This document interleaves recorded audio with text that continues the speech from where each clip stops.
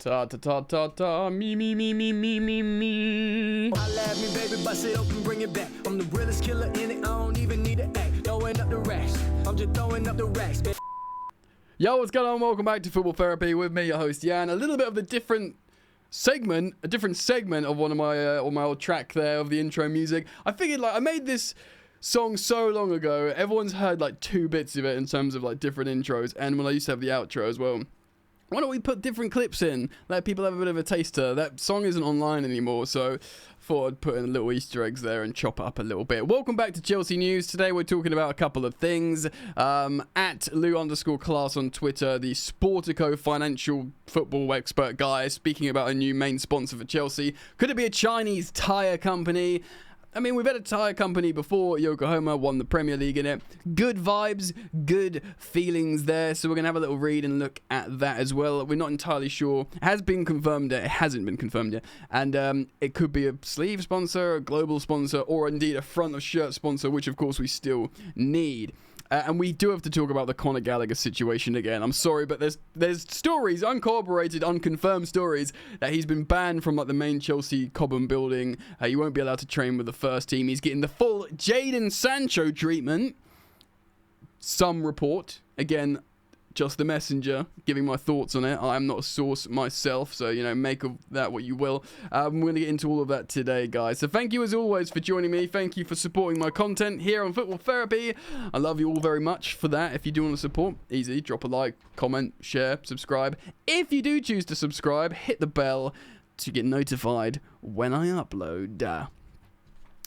So, sponsor. We are sponsor.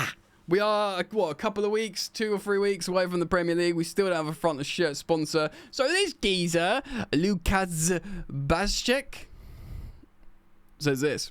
This is his Twitter X account, and he's made this post on X. A Chinese tyre manufacturer may become Chelsea's new sponsor. There is no confirmation as to what type of sponsorship assets the brand will acquire. I assume the Chinese manufacturer will not be a new front of the shirt sponsor. According to reports, the company was exploring the possibility of sponsoring FC Barcelona and Arsenal even before the Gunners signed a contract with ZC Rubber. Now, there's other people suggesting that this could be the front of shirt sponsor, and I'm a little bit worried about that because they don't look great to me. I don't want Ling Long tyre on front. I mean, that Chelsea kit, yes, it's better than I thought it was the home kit. I still don't like it. It's nowhere near as good as the away kit. Nothing, if we put Ling Long tyre on the front of that shirt that I don't like, I'm tapping out, man. Look, I guess triangle. Oh, it's got the Triforce on. Oh my god. It's got the Triforce. Look. This is a big moment for me. And I've just started playing Ocarina of Time on the Steam Deck because I managed to... I shouldn't really talk about that. Look. The Triforce. It's a sign. Chelsea need to be sponsored by Triangle. Look, out of those lot, mate, if we had to be sponsored by one, if it was to be a front of shirt, yeah, Salem maybe, if it was all in one colour. I don't know, man. It doesn't look that great to me. It doesn't look that good to me. We are very close to to starting the season, and yes, they've done that. I wonder if this Chelsea ownership actually likes selling shirts without sponsors, because there might even be like a thing there where they feel like people will buy them without sponsors and then they'll buy them again with the sponsors, just like these like collector maniac people. Maybe, right? Like, I bought 2, I'm looking at them now, the first and third kit from last season because they had no sponsor. I didn't, when Infinite Athlete came out, I didn't go, oh, I'm going to buy them again. I was like, heck no, I want them without the sponsor. So, it's almost like serving everyone. And would I have bought those 2 shirts and I've got nothing against Infinite Athlete as a sponsor directly, but would I have bought those shirts with Infinite Athlete? Maybe the third, I don't know, certainly not 2. Maybe none. So maybe there's something to that. But Chelsea need a front of shirt sponsor still. Of course, we did get Yokohama Tires as a tire sponsor, and that was at the time that was 40 million a year. But we had won the Premier League recently. I think we still had Samsung when we won it under Mourinho for the third time and the last time in the second spell. Anyway, we need a sponsor big time soon. Maybe it's going to be a Chinese tire sponsor. Fine, I ain't really got a problem with that, as long as it brings in as much money as possible. All right, then, what's really going on with this Conor Gallagher situation? So we're hearing a multitude of things, right? We're hearing probable briefings from Chelsea Football Club going out to multiple different journalists at the same time. Of course, The Athletic have spoken about it. Friggin' everyone's spoken about it, man, saying, look, he was offered 2 contracts. You know, one 2 months ago, one a few days ago, both for 2+1. He was told that if he does well and becomes an important player to Enzo Maresca, then they'll sit back down at the table and discuss a longer term contract. And that he's not interested in that. And there's kind of like an inference at the moment that I'm trying to figure out what Conor Gallagher wants, because it sounds like he'll be getting the money.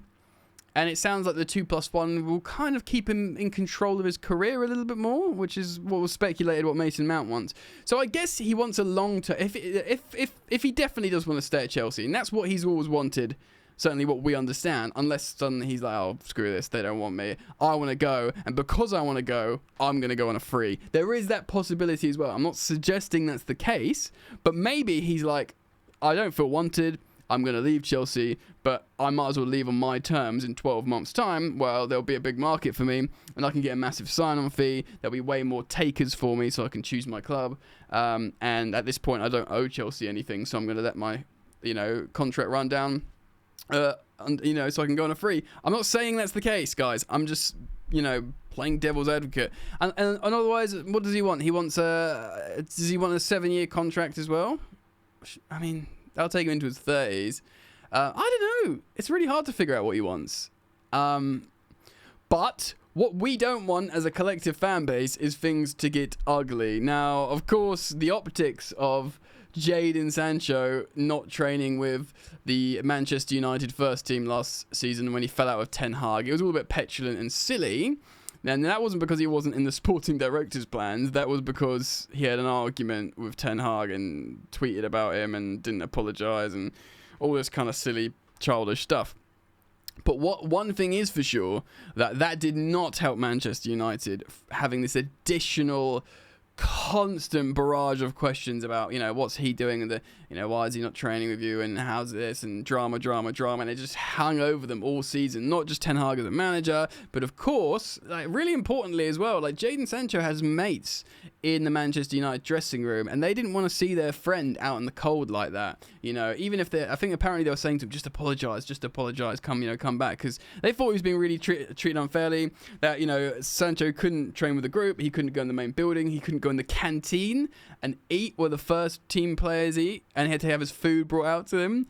Really sad to see stuff. And of course, when football is so important in terms of team spirit, camaraderie, togetherness, that puts fractures, all of that at risk, right? So it's a bad thing to happen. Now there's similar ultimatums, threats are being made at Conor Gallagher.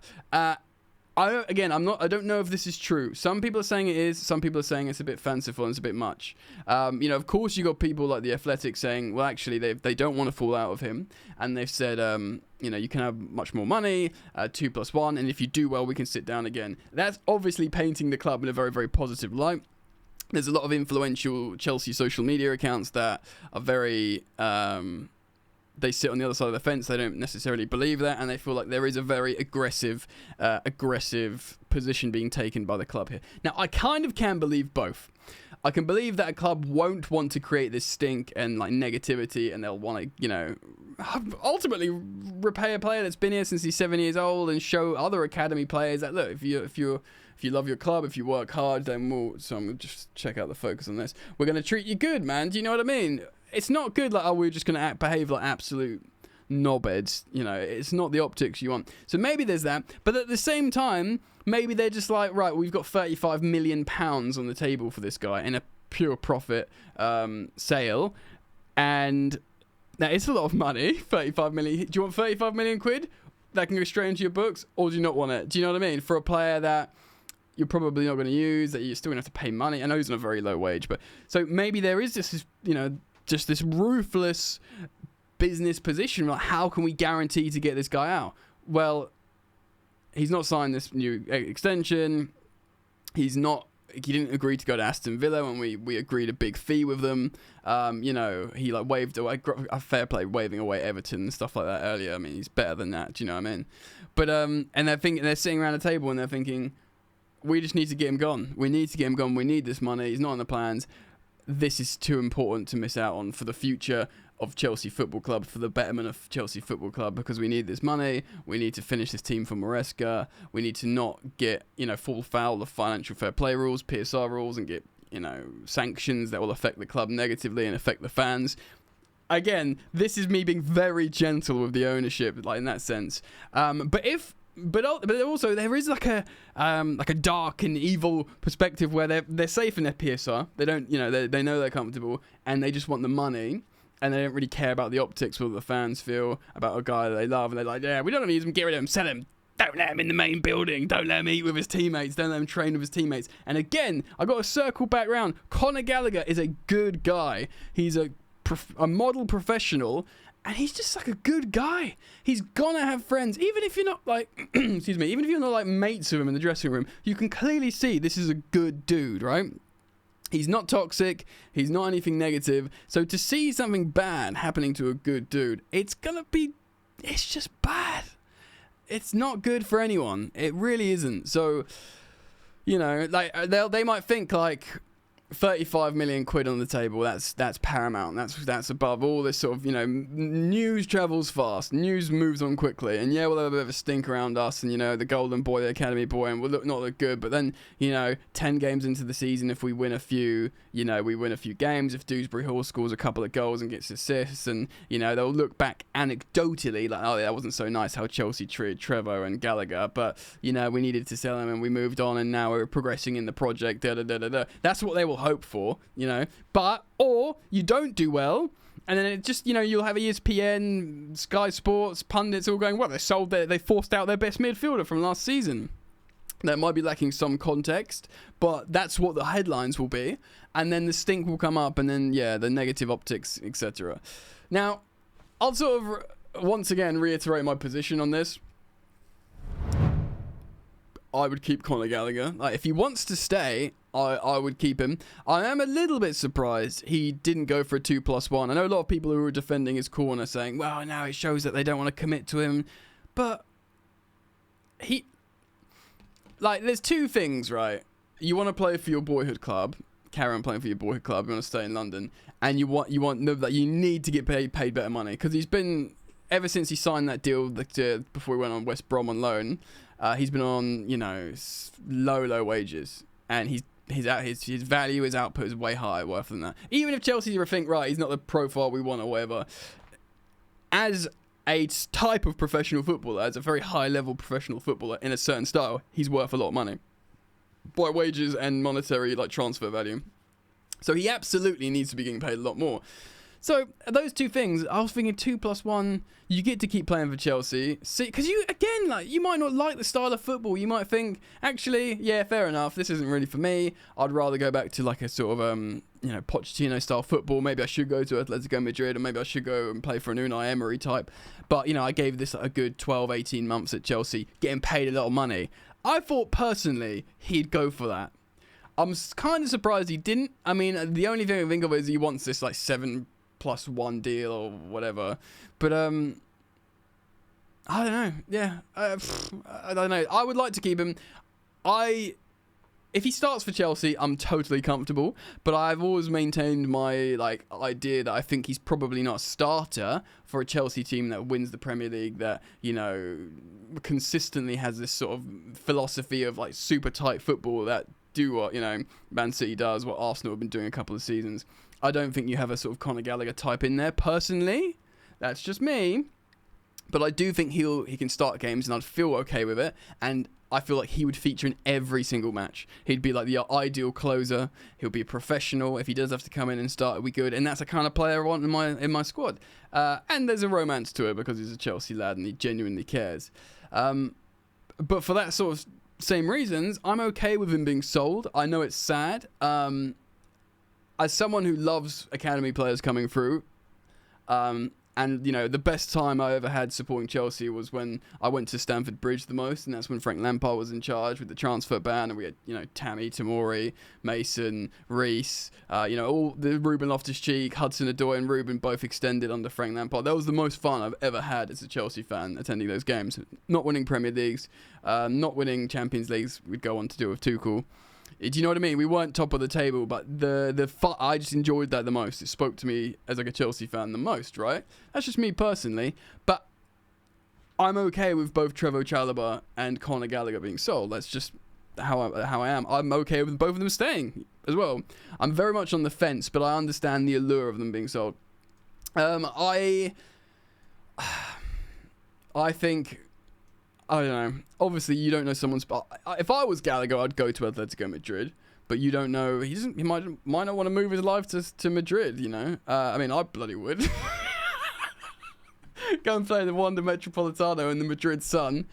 You know, Madrid derbies, and you know, they'd probably love him out there. But you know, that's me and not him.